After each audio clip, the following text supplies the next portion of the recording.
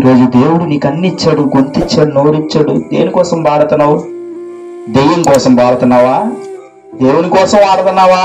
నీ కళ్ళు ఒకవేళ పోతే కళ్ళు ఉండే కొద్ది కనపడవు, తెలుసా? ముసలోళ్ళు అయిపోతే వాళ్ళకి తెలుసు, పాపం ముసలోళ్ళకి ఉండే కొద్ది కనపడవని. కళ్ళు ఉన్నప్పుడే వాక్యం చదవడం నేర్చుకోడు. ముందు ఒకనొక వయసు వచ్చినప్పుడు, కళ్ళు పోయినప్పుడు, కనపడినప్పుడు ఇక వాక్యం చదవలే నువ్వు.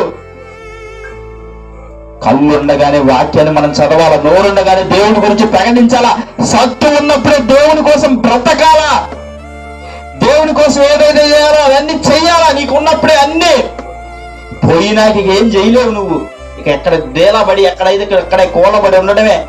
యవనం ఉన్నప్పుడే, కళ్ళు ఉన్నప్పుడే, చెవులు ఉన్నప్పుడే, సరిగ్గా వినపడినప్పుడే, సరిగ్గా మాట్లాడగలిగినప్పుడే, సరిగ్గా నడిచేటప్పుడే, సరిగ్గా చేతులు ఊపేటప్పుడే, రెక్కలు బాగున్నప్పుడే, అప్పుడే దేవుడి కోసం వాడబడాలి నువ్వు.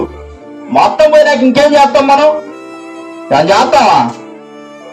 పోనీ అప్పుడున్న వాళ్ళగా బలం ఏమన్నా ఎక్కువ ఉంటుంది. 80 ఏళ్ళు వచ్చినా 60 ఏళ్ళు వచ్చినా, మరి 60 ఏళ్ళు అయిపోతుంది అంత. బీపీలు, షుగర్లు అన్నీ వస్తున్నాయి. 40 ఏళ్ళకి అన్నీ వస్తున్నాయి. ఎవరిని కలిగించినా బీపీ అంటండి, ఎవరిని కలిగించినా షుగర్ అంటండి.